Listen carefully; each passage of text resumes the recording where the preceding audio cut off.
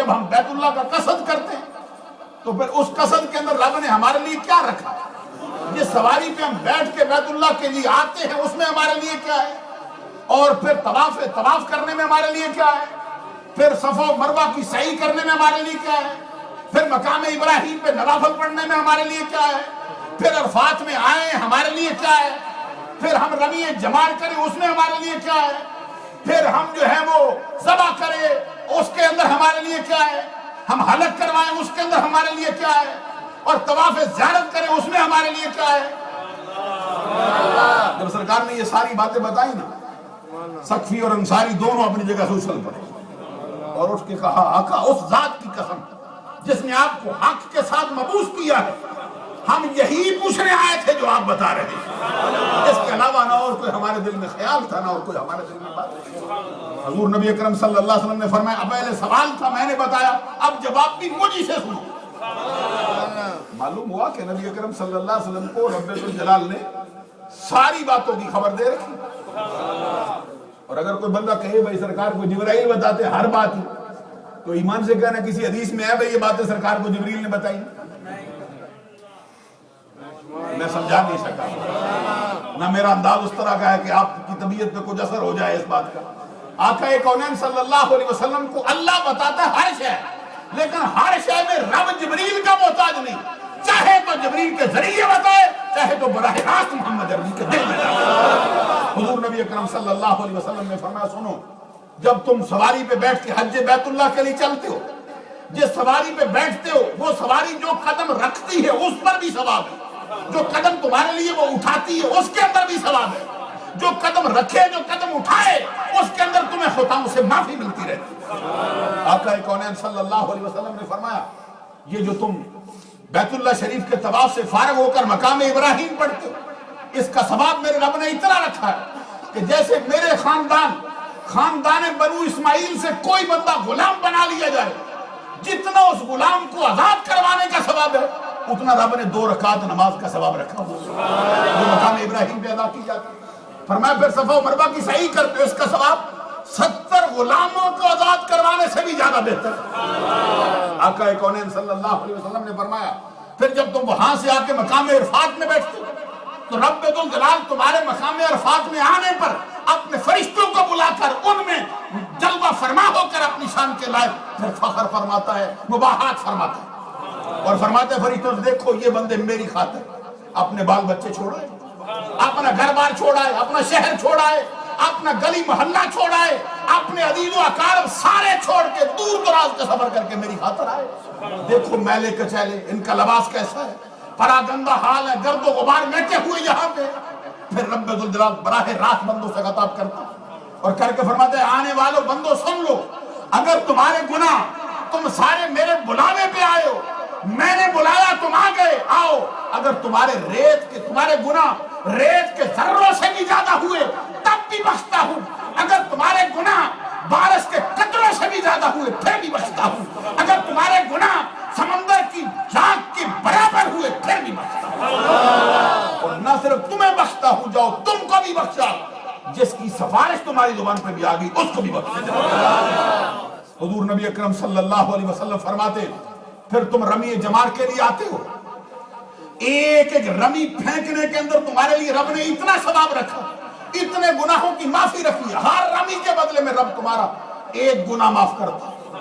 کون سا گناہ؟ وہ گناہ اگر بخشا نہ جائے تم ہلاک ہو جاؤ، اتنے بڑے گناہ ایک ایک گناہ ایک ایک رمی کے اوپر تمہارا معاف کیا جاتا ہے۔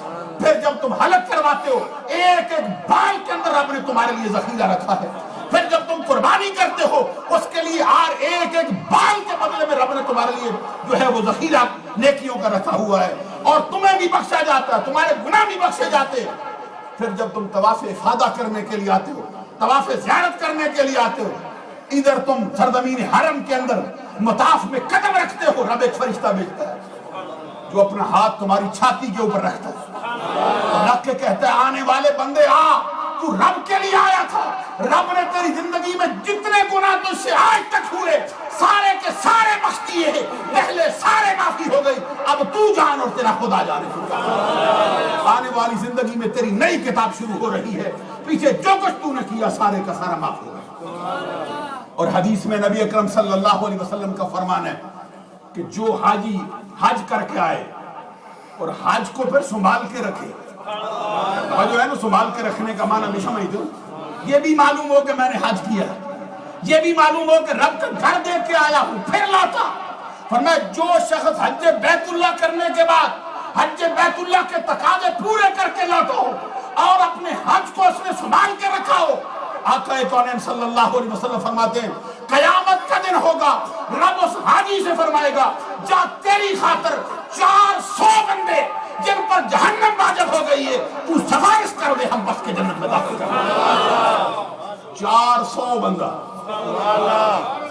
اب آپ دیکھیں نا عالم ربانی کے بارے میں حدیث میں فرمایا گیا جو حافظ قرآن ہو، قاری قرآن ہو اور پھر عالم ہو، قرآن کے حلال کو حلال سمجھتا ہو، قرآن کے حرام کو حرام سمجھتا ہو، اس سے بچتا ہو۔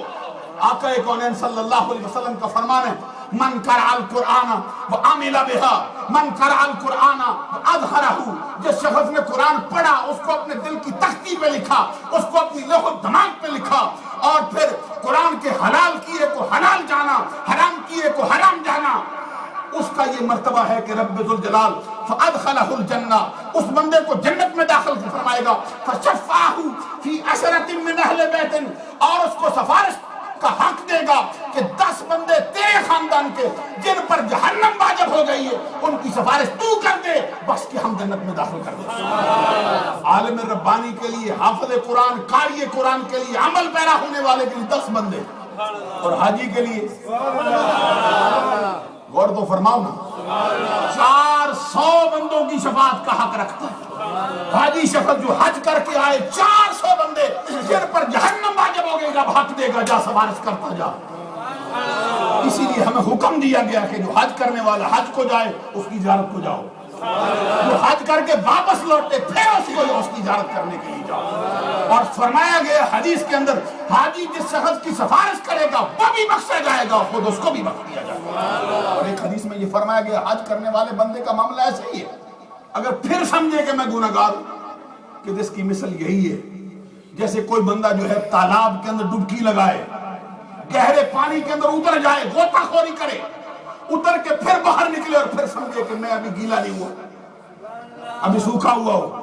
فرمایا حج کرنے والے بندے کی مثال یہی، حج کر کے آئے پھر سمجھے میں گناہگار ہوں، فرمایا وہ اسی کی مثل ہے جیسے کوئی پانی میں اتر کے ڈبکیاں لگاتا ہوں پھر سمجھتا میں سوکھا ہوں۔ عزیزان گرامی قدر، آقا کونین صلی اللہ علیہ وسلم کا فرمان ہے، حضرت داؤد علیہ السلام نے اللہ سے پوچھا مولا جو لوگ تیرے گھر کی زیارت کو آئے تو ان کو کیا دیتا؟ اللہ تبارک و تعالی نے حضرت داؤد علیہ السلام پر وحی فرمائی، داؤد سن تو کہتا ہے کہ میرے گھر میں جو آئے تو کیا دیتا؟ رب ذوالجلال نے فرمایا ہر زائر کا جس کی زیارت کو وہ جائے اس پر حق ہوتا ہے، جس کی زیارت کے لیے کوئی بندہ چل کے سفر کرے اس پر حق ہوتا ہے۔ اے داؤد تو بتانا جس کی زیارت کے لیے کوئی آئے دور دراز کا سفر کر کے وہ کوئی کمی چھوڑتا ہے؟ یعنی میزبان ہوتا ہے، مہمان کے لیے کوئی کمی چھوڑتا ہے؟ کہتے مولا کمی تو کوئی نہیں چھوڑتا۔ رب ذوالجلال نے فرمایا سن پھر جو بھی ہمارے گھر کی زیارت کو آئے ہم اس کو بھی بخشتے ہیں اور جس کی سفارش کرے اس کو بھی بخش کے جنت میں۔ عزیزان گرامی قدر، یہ حج کے ایام جو حضرات حج کے لیے رخت سفر باندھتے، اس موقع پر بہت سی گزارشات کرنے والی ہیں اور مجھے کرنی بھی چاہیے، لیکن یہ بات میں عرض کروں گا کہ حج کے لیے آسان قاعدہ کہ کیسے حج کو یاد رکھنا، حج کے جو مناسک ہیں کیسے یاد کیے جائیں، حج کا قاعدہ قانون کیسے یاد کیا جائے۔ سب سے پہلے یہ سمجھنا چاہیے حج میں فرائض کیا ہے۔ جیسے آپ جانتے ہیں نماز دن رات پڑھتے ہیں، آپ کو معلوم ہے نماز میں کتنے فرض ہیں؟ معلوم ہے کوئی نہیں؟ کچھ پریشانیاں بھی چہروں پہ نظر آتی ہیں، ہنستے بھی نظر آتے ہیں کہ نماز پڑھ لیتے ہیں لیکن فرائض کا معاملہ معلوم نہیں۔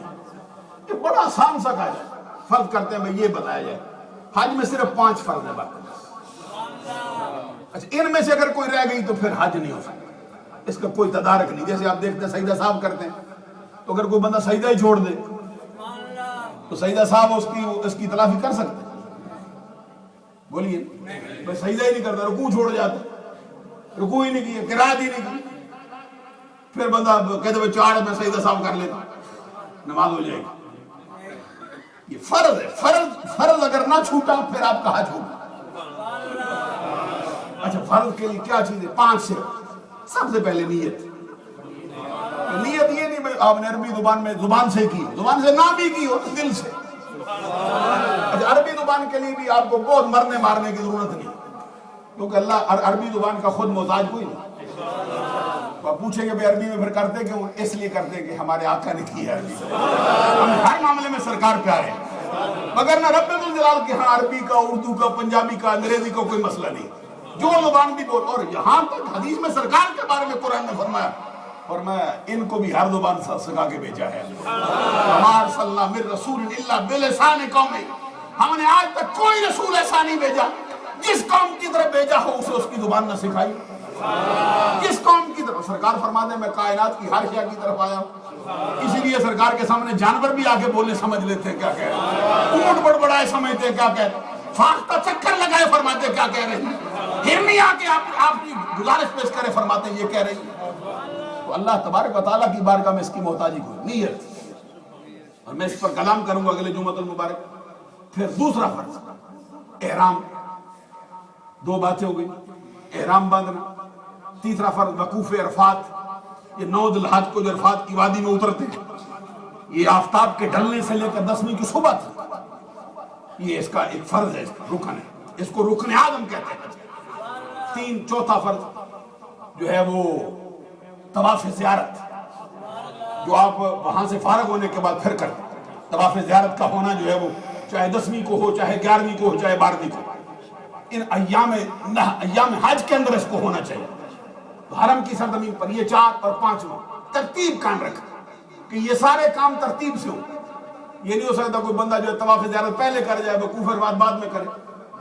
یہ ترتیب بھی اس کے اندر 5 آپ نے پورے کر دیے، آپ کا حج پورا ہے. اس کے بعد پھر واجبات کا درجہ. وقت ہوتا تو میں سارے کے سارے جو قریب وہ 30 کے قریب ہیں، 28 ہمارے علماء نے اس کو بڑی تفصیل سے بیان کی ہے. تو یہ سارے کے سارے اس کو وہ بھی یاد کریں. پہلے اس کا فرض یاد ہو جائے، پھر اس کا واجب یاد ہو جائے، اور پھر اس کے بعد جو ہے وہ سنت یاد ہو جائے، پھر اس کے بعد مستحب طریقہ جو ہے وہ یاد ہو جائے. اگر لکھ کے آپ ایک کاپی پہ تھوڑا تھوڑا لکھتے ہوئے یاد کر لیتے اور لکھا ہوا اپنے پاس لے جاتے. اگر آپ کے پاس وقت ہو تو میں بھی یہاں بیٹھتا ہوں، کلاس میں تقریباً 4 بجے سے 6 بجے تک ادھر ہی ہوتا ہوں. ظہر کی نماز میں درس قرآن ہوتا ہے، اس وقت بھی ادھر ہوتا ہوں. جو حضرات حج کے لیے جا رہے ہیں وہ خصوصی طور پر ضرور تشریف لائیں.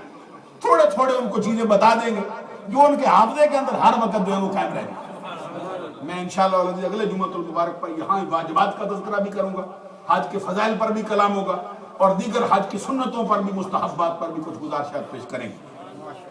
آج مجھے آفتاب طریقت، مہتاب شریعت حضرت کی سید معروف حسین شاہ صاحب عارف نشاہی قادری دامت برکاتہم العالیہ نے خصوصی فون کیا، اور فون اس کے متعلق یہ تھا کہ لیوٹن میں ایک بڑی عظیم الشان مسجد جو ہے وہ تعمیر ہو رہی ہے. یہ اس کا نقشہ بھی ہمارے پاس ہے.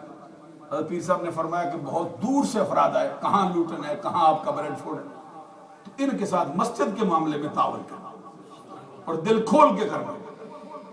باہر حضرات جب آپ باہر نکلیں گے مسجد سے، باہر نکلتے وقت آپ کا یہ استقبال کریں.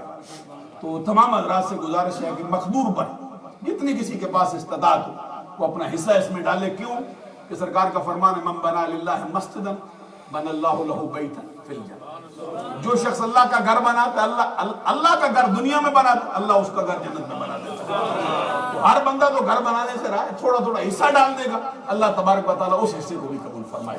وآخر دعوانا الحمدللہ.